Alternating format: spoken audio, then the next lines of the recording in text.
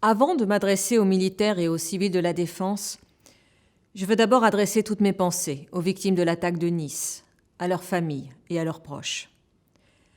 La menace terroriste vient s'ajouter aux risques épidémiques que nous affrontons. Cette semaine, le président de la République a annoncé des mesures très fortes pour lutter contre la propagation de l'épidémie. Ce nouveau confinement est une épreuve de plus pour toute la nation. Et il a cela de difficile que nous en connaissons les exigences. Je souhaite vous dire que partout et pour tous, la mission continue. Les services publics, à commencer par celui de l'éducation, continueront de fonctionner.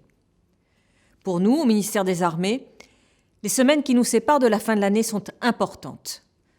Les enjeux opérationnels sont majeurs, comme est décisive notre action au quotidien auprès des entreprises et des prestataires du ministère. Depuis le printemps dernier, nous avons tiré des leçons.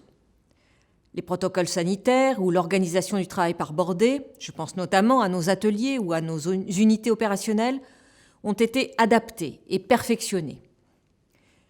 L'activité se poursuivra en télétravail chaque fois que c'est possible, avec des moyens nouveaux que les équipes de la DGNUM, de la DIRISI, de la DGA et du ComCyber ont développés depuis plusieurs mois.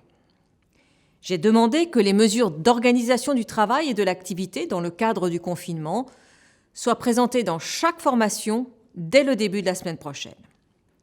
Nous avons les moyens de faire face et nous ferons face.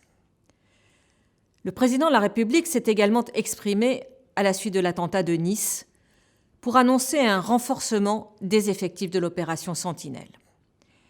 Dans quelques jours, vous serez 7000 à être déployés partout en France pour surveiller, protéger, dissuader. Je sais pouvoir compter sur votre professionnalisme et votre engagement sans réserve pour la protection des Français. L'attentat de Nice n'entame ni notre unité, ni notre détermination à lutter contre le terrorisme, partout où il s'exprime. C'est notre priorité numéro 1. Dans nos rues, devant les écoles et les lieux de culte, en première ligne, au Levant et au Sahel, la mission continue. Au moment où la France entre dans un nouveau confinement, j'ai donc une pensée particulière pour les familles dont les proches sont en OPEX, en mission, ou qui rejoindront bientôt Barkhane et les villes françaises dans le cadre de l'opération Sentinelle. Le ministère des Armées se tient à vos côtés.